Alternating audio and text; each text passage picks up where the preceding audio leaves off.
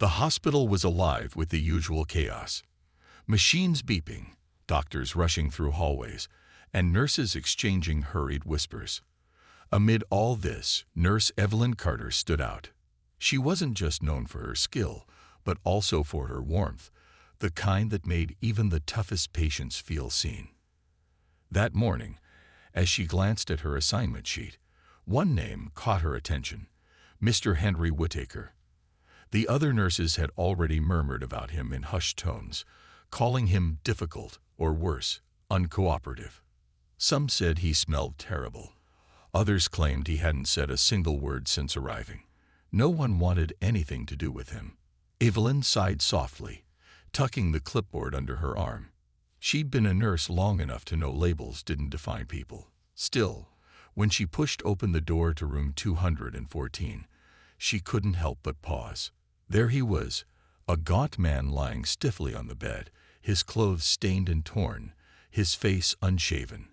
His eyes were fixed on the ceiling, distant and lifeless. On the bedside table sat a tattered leather satchel, its edges worn from years of use. He clutched it tightly, almost protectively, like it held something precious. "Good morning, Mr. Whittaker," Evelyn said gently, stepping closer. Her voice was calm, inviting. For a moment, there was no response. Then, slowly, his gaze shifted toward her. It wasn't anger or hostility she saw. It was something deeper, heavier.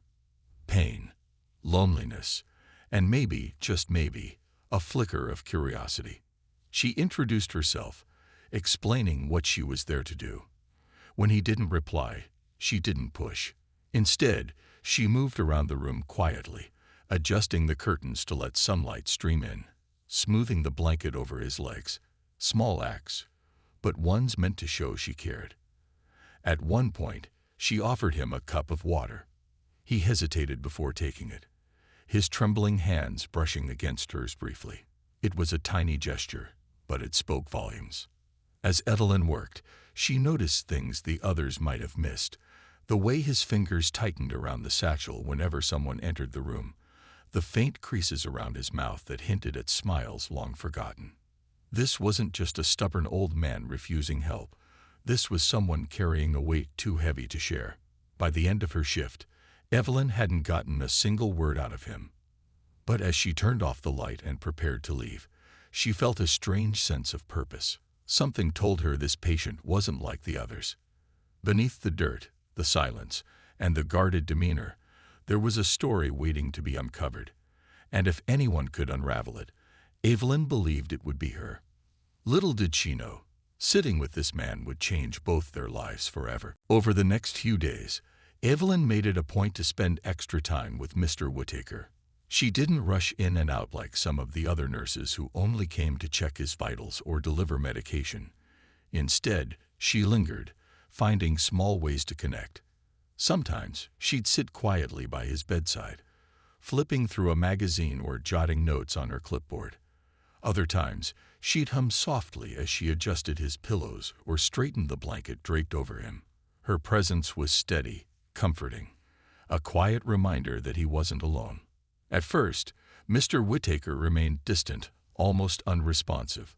His eyes would dart toward her occasionally, but he never said a word. Still, Evelyn noticed subtle changes. When she offered him water, he no longer hesitated before reaching for the cup. When she spoke to him about mundane things, the weather outside, the flowers blooming in the hospital garden, he seemed to listen more intently, even if he didn't reply. It was progress, however slight, and it gave her hope. One afternoon, Evelyn decided to try something different. She brought a deck of cards from the nurse's lounge, setting them down on the bedside table. "Do you play?" she asked casually, shuffling the cards with practiced ease. For the first time, Mr. Whittaker's lips twitched, not quite a smile, but close enough. He shook his head slowly, but there was a flicker of interest in his eyes. Evelyn grinned. "That's okay. I can teach you." She began explaining simple games, showing him how to sort the cards and match numbers. At first, he watched silently, his hands resting limply on the edge of the blanket. But then, after several minutes, his fingers twitched. Slowly, tentatively, he reached out and picked up one card. Evelyn beamed at him. "There you go," she said encouragingly. By the end of their makeshift game, though clumsy and incomplete, Mr. Whittaker had actually moved his satchel aside to make room for the cards. It was a small victory, but to Evelyn, it felt monumental. Despite these moments of connection, there were still barriers between them. The satchel, for instance, remained an enigma. Whenever Evelyn accidentally brushed against it while adjusting his sheets, Mr. Whittaker's grip tightened instinctively, as if guarding its contents from prying eyes. Once, when she jokingly asked what was inside, his expression hardened, and he turned away, staring blankly at the wall. Evelyn immediately regretted asking. She realized that whatever he carried in that bag wasn't just an object. It was tied to something deeper, something painful. On another day, Evelyn arrived to find Mr. Whittaker sitting upright in bed, staring at the window. Raindrops streaked the glass, creating patterns that caught his gaze. Sensing an opportunity, she pulled up a chair beside him and began talking softly about rain, how it could feel cleansing, refreshing, sometimes even healing. To her surprise, he nodded faintly, his voice barely audible as he muttered, "It washes everything away." Encouraged by this rare exchange, Evelyn leaned forward slightly. "Does it help? The rain, I mean," she asked gently. Mr. Whittaker didn't answer right away. After a long pause, he whispered, "Not enough." Those two words sent a chill down Evelyn's spine. They hinted at a sorrow so profound that it couldn't simply be washed away. Whatever burden he carried went far beyond what anyone could see on the surface. By the end of her shifts each day, Evelyn found herself reflecting on these interactions. There was a man beneath the gruff exterior, someone struggling to hold on to pieces of himself that the world had tried to strip away. While others saw only a difficult patient, Evelyn saw resilience and vulnerability. And though he hadn't fully opened up yet, she knew she was getting closer. Each moment they shared was like chipping away at a wall, brick by brick, until eventually, she hoped, he'd let her in. Evelyn's curiosity about Mr. Whittaker grew with each passing day. While he was still mostly silent, the tiny glimpses of his personality kept her determined to understand him better. One afternoon, as she adjusted his IV drip, she overheard fragments of conversation between two doctors outside his room. Their voices were low but carried a clinical detachment that made Evelyn pause. "He's malnourished, clearly living on the streets for some time," one doctor said, glancing at the chart. "His feet are in bad shape. Untreated wounds, likely from walking barefoot. And those tremors could be withdrawal symptoms or neurological issues." The other doctor sighed. "It's a shame. Guys like him usually end up back out there once we discharge them. No family, no support system. What's the point?" Evelyn felt a pang in her chest. She hated how easily people dismissed someone like Mr. Whittaker, as if his life had lost all value because of where he ended up. Determined to learn more, she slipped into the hallway and asked the doctors politely if they knew anything else about his background. They shrugged, saying only that he'd been found collapsed near a park bench, clutching that satchel like it was his lifeline. No ID, no phone, nothing to indicate who he really was. Back in his room, Evelyn studied Mr. Whittaker quietly. His eyes were closed now, though she doubted he was asleep. The lines etched into his face told stories of hardship, but there was something beneath the surface, a depth that couldn't be explained by homelessness alone. How did a man like this end up here? What had happened to break him so completely? Later that evening, after most of the staff had left for the night, Evelyn sat beside him again. The hospital was quieter now, the hum of activity replaced by an almost eerie calm. She picked up the clipboard and pretended to review his chart, but her mind kept circling back to the mystery of the satchel. Whatever was inside seemed to weigh heavily on him, both literally and figuratively. It wasn't just an object. It was a piece of him, maybe even the key to understanding why he'd shut everyone out. Mr. Whittaker, she began softly, breaking the silence. He opened his eyes, meeting her gaze reluctantly. I know you don't owe me anything, but I can't stop wondering. What brought you here? You weren't always like this, were you? For a moment, he looked away, his jaw tightening. Evelyn thought she'd pushed too far. But then, without warning, he spoke, not in full sentences, but in broken pieces, like shards of glass scattered across the floor. Lost. Everything, he muttered, his voice rough and uneven. Too much pain. Couldn't fix it. Evelyn leaned closer, her heart pounding. What did you lose? She asked gently, afraid he might retreat back into silence. He hesitated, his fingers tracing the edges of the satchel. My wife. My girl. The words came out choked, barely audible. Gone. Just gone. A lump rose in Evelyn's throat. She didn't need him to say more to understand the weight of his loss. Grief could shatter anyone, leaving behind fragments sharp enough to cut. Yet despite the devastation written all over his face, Evelyn saw something else. A flicker of longing, a desperate hope buried deep within him. Maybe he hadn't given up entirely. Maybe he was just waiting for someone to remind him he still mattered. As the clock ticked past midnight, Evelyn stayed by his side, offering quiet companionship. She didn't press him further. Instead, she let him sit with his thoughts, knowing that healing couldn't be rushed. But as she watched him clutch the satchel tighter, she realized the truth. It wasn't just memories he carried inside. It was guilt, regret, and perhaps even love. And somehow, Evelyn knew that unlocking those emotions would be the first step toward helping him find peace. Days turned into a week, and Evelyn's bond with Mr. Whittaker grew stronger, though progress remained slow and fragile. One evening, as the hospital settled into its usual nighttime quiet, Evelyn found herself sitting beside him again. The room was dimly lit, the soft glow of the bedside lamp casting long shadows on the walls. For once, there were no interruptions, no doctors knocking on the door, no nurses rushing in with medications or charts. It was just the two of them, cocooned in a rare moment of stillness. Evelyn had brought a small thermos of tea, something she often did to make late-night shifts feel less lonely.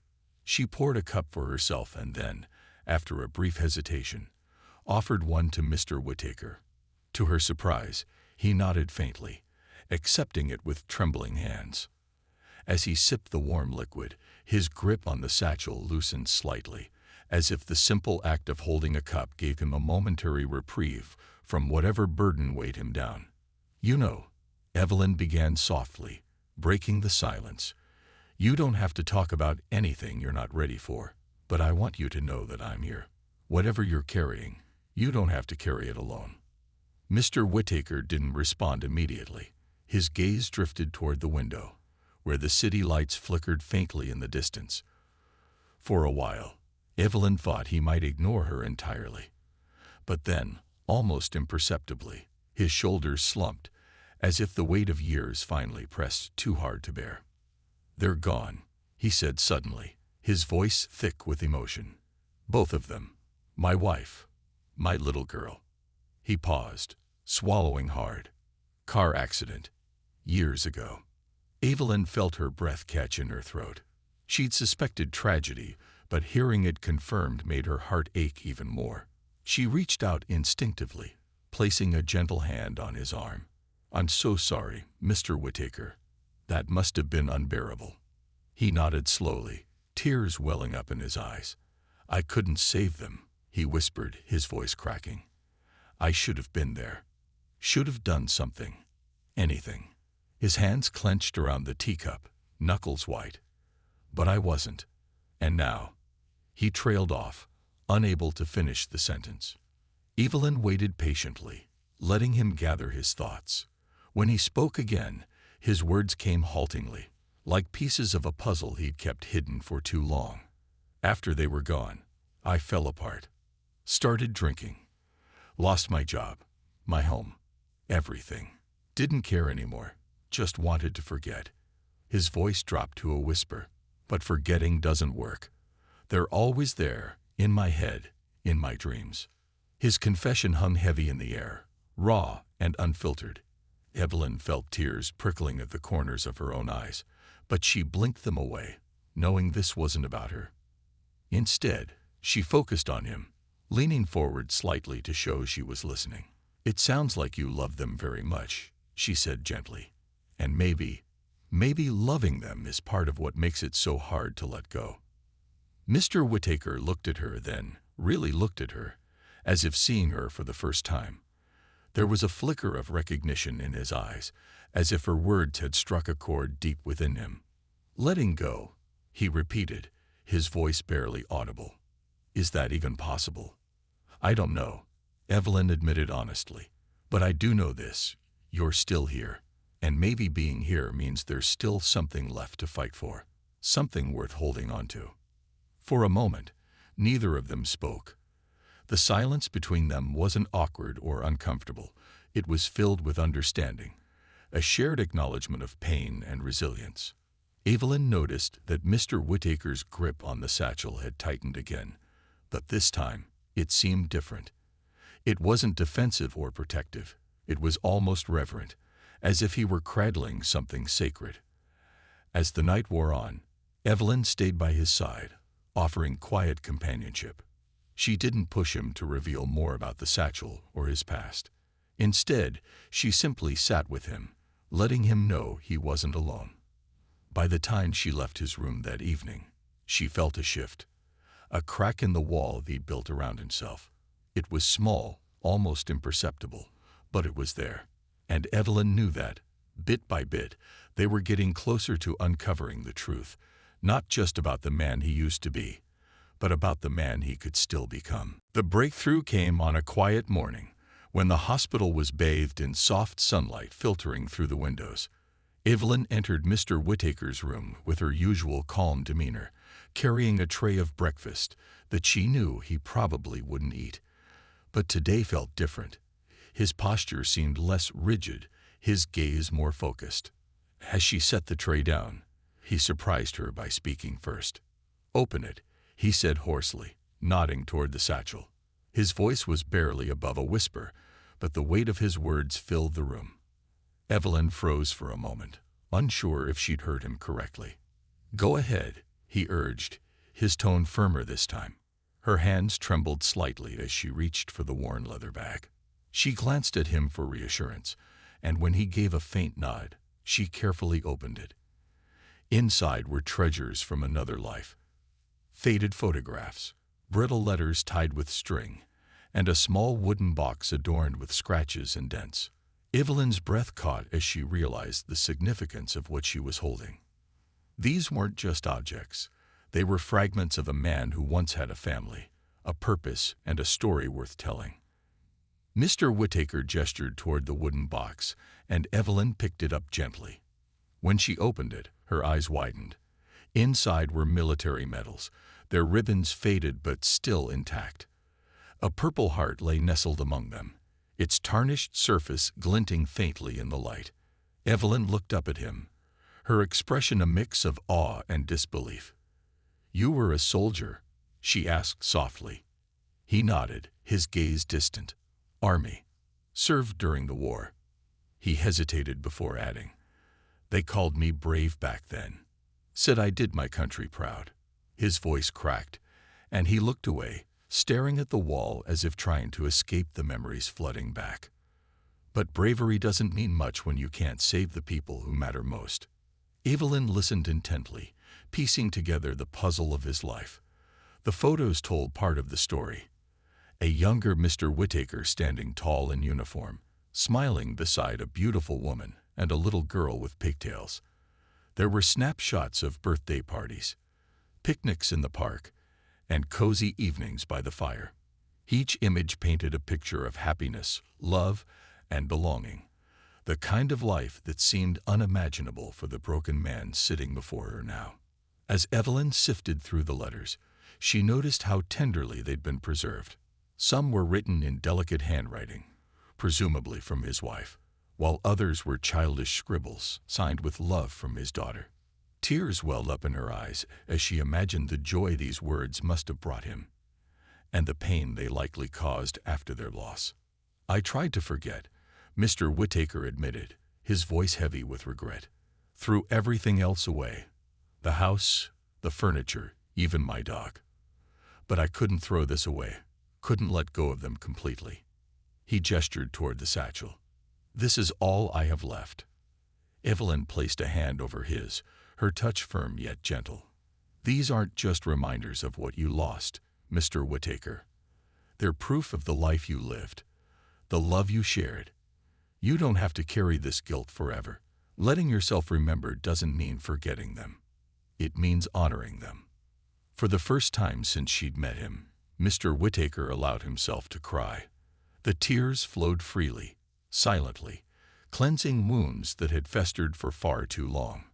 Evelyn stayed by his side, offering comfort without judgment. She knew this moment wasn't about fixing him. It was about giving him permission to heal. By the end of the day, the satchel no longer felt like a barrier between them. Instead, it became a bridge, a way for Mr. Whittaker to reconnect with the man he used to be. And as Evelyn packed the items back inside, she couldn't help but feel hopeful. This was more than just a revelation. It was the beginning of redemption. With the satchel's secrets finally revealed, Evelyn felt a renewed sense of purpose. Mr. Whittaker had taken a monumental step by sharing his past, and she was determined to help him take the next one. That evening, after her shift ended, she sat down at the nurse's station with a notebook, jotting down ideas. She knew he needed more than just medical care. He needed support, community, and a chance to rebuild some semblance of dignity. The first thing Evelyn did was reach out to social services. She explained Mr. Whittaker's situation, the loss of his family, his military service, and his years on the streets, and asked if there were programs specifically for veterans. To her relief, they connected her with a local organization that provided housing and counseling for homeless vets. They promised to send someone to meet with him as soon as possible. Next, Evelyn arranged for a counselor to visit the hospital. She chose someone experienced in working with trauma survivors, knowing how delicate this process would be. When the counselor arrived, Evelyn introduced her to Mr. Whittaker, explaining gently why she thought it might help. At first, he resisted, shaking his head and muttering, "It's too late for me." But Evelyn refused to give up. "Mr. Whittaker," she said firmly yet kindly, "you've already started healing. Opening up about your family, showing me those medals. That wasn't easy. Healing doesn't happen all at once, but every step counts. Let us help you take the next one." Her words seemed to resonate with him. After a long pause, he reluctantly agreed to meet with the counselor. The sessions began slowly, with Mr. Whittaker speaking in fragments, much like he had with Evelyn. But over time, he opened up more, sharing stories about his wife's laughter, his daughter's curiosity, and the pride he felt serving his country. Each memory was bittersweet, but they also reminded him of who he used to be, a man of honor, strength, and love. Evelyn didn't stop there. Knowing how isolating grief could be, she encouraged Mr. Whittaker to reconnect with other veterans. Through the same organization, she learned about an upcoming memorial event honoring fallen soldiers. It was a small gathering, intimate and respectful, designed to bring veterans together to share their experiences. Evelyn hesitated before mentioning it to him, unsure if he'd be ready for something so public. But when she finally broached the topic, he surprised her by nodding.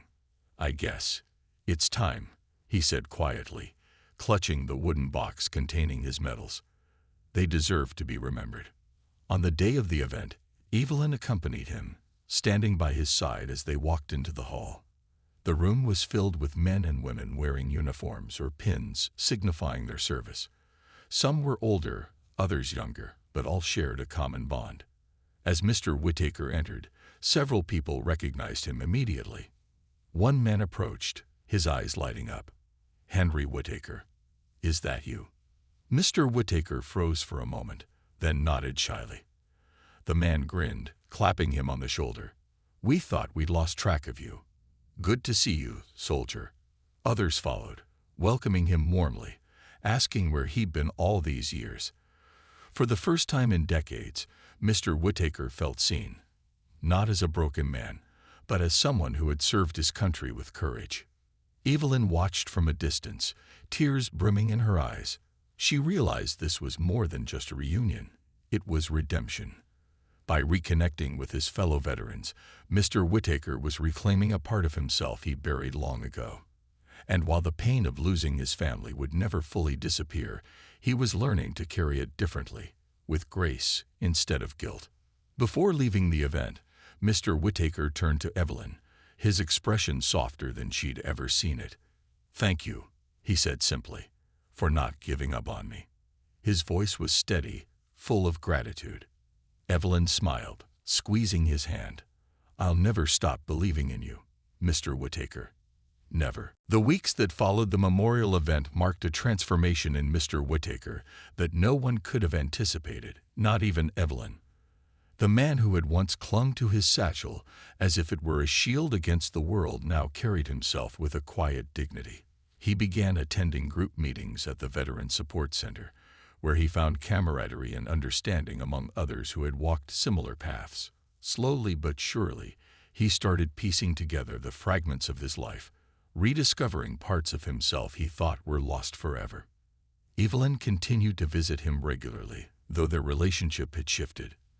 No longer was she just his nurse. She had become a friend, someone he trusted deeply.